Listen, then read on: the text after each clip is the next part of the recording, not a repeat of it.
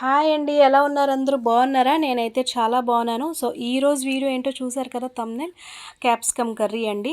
సలాడ్స్‌కే వాడుతారు క్యాప్సికమ్‌ని. కానీ కర్రీ కూడా చేసుకుంటే ఎంత బాగుంటుందో మీకు చూపిస్తాను. బేసిక్‌గా ట్రై చేసేయొచ్చండి. లేట్ చేయకుండా ఇంకా వీడియోలోకి వెళ్ళిపోదాం.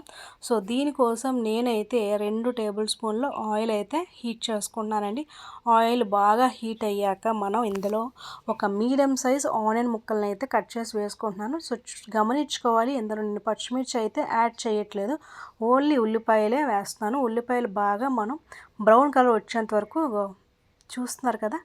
సో, ఈ కలర్ వచ్చేంత వరకు మనం వేయించుకోవాలండి. సో, ఇప్పుడు మనం క్యాప్సికమ్ ముక్కల్ని మనం వేయించుకుందాం. సో, ఎన్నైతే క్యాప్సికమ్ ముక్కలు చేయాలనుకుంటున్నారో అన్ని క్యాప్సికమ్ ముక్కలు మనం వేసుకొని బాగా ఫ్రై చేసుకుందాం. ఉప్పు వేసుకొని కొంచెం బాగా ఫ్రై చేసుకుందామండి. సో, ఉప్పుతో పాటు పసుపు కూడా యాడ్ చేసుకొని ఫ్రై చేసుకుందామండి. మీకు కూర టేస్ట్ అంతా ఈ ఫ్రైలోనే ఉంటుందండి. ఎందుకంటే ఎంత బాగా క్యాప్సికమ్ ముక్కలు బాగా ఫ్రై అయితే మీకు కూర అనేది అంత టేస్టీగా ఉంటుంది. సో, బాగా మనం కలుపుకుందాం ఉప్పు పసుపుతో పాటు.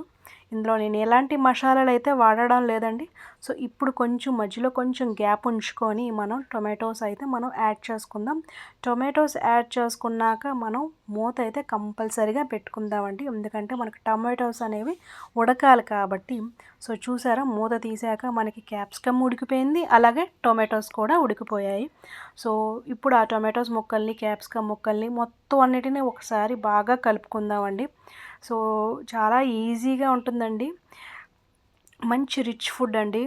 సో, 2 టేబుల్ స్పూన్ల కారం అయితే యాడ్ చేసుకుంటున్నాను. మీకు కారం కొంచెం ఎక్కువ తింటే కొంచెం ఎక్స్ట్రా యాడ్ చేసుకోవచ్చు. అలాగే ఉప్పు కూడా యాడ్ చేసుకున్నానండి, 1 టేబుల్ స్పూన్. మీకు ఉప్పు కారం యాడ్ చేసుకున్నాక బాగా కలుపుకోవాలండి. బాగా కలుపుకున్న తర్వాత మూత పెట్టుకొని కాసేపు అయితే ఉడికించుకుందాం. సో, చూసారా, ఈ కాసేపు ఒక 5 మినిట్స్ ఉడికినప్పుడే కొంచెం మనకి దగ్గర పడిపోయింది. సో, ఇప్పుడు మనం వాటర్ అయితే యాడ్ చేసుకుంటున్నాం. వాటర్ కొంచెం ఆ ముక్కలు మునిగేంత వరకు యాడ్ చేసుకొని మూత అయితే పెట్టుకుందామండి. మీరు హైలో పెట్టుకొని 5 మినిట్స్ ఉడికించుకోవాలి మూత పెట్టుకొని. సో దట్ ఆ బబుల్స్ అనేవి మీకు అలా రావాలి. ఆ బబుల్స్ వచ్చాక మళ్ళీ మూత పెట్టుకొని ఇంకొక 20 నిమిషాలు మీడియం ఫ్లేమ్లో పెట్టుకొని ఉడికించుకోవాలండి. మీకు ఎంత కన్సిస్టెన్సీ వరకు తినాలనుకుంటున్నారో అంత కన్సిస్టెన్సీ వరకు మీరు ఉడికించుకోవచ్చు. దగ్గర చేసుకుంటేనేనండి ఈ కర్రీ టేస్ట్ అనేది మీరు చూస్తారు.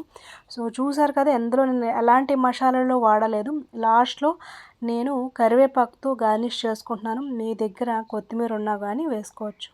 నా దగ్గర కొత్తిమీర అవైలబుల్గా లేదు కాబట్టి కరివేపాకు వేసుకున్నాను. సో, పుల్కాల్లో చాలా బాగుంటుంది, అలాగే రైస్లో కూడా చాలా బాగుంటుందండి. నా వీడియో మీకు నచ్చింది అనుకుంటున్నాను. నచ్చితే లైక్ చేయండి, షేర్ చేయండి అండ్ సబ్స్క్రైబ్ చేయడం మాత్రం అస్సలు మర్చిపోకండి. Thank you for watching. మళ్ళీ మరొక కొత్త వీడియోతో మీ ముందుకు వస్తాను. బాయ్.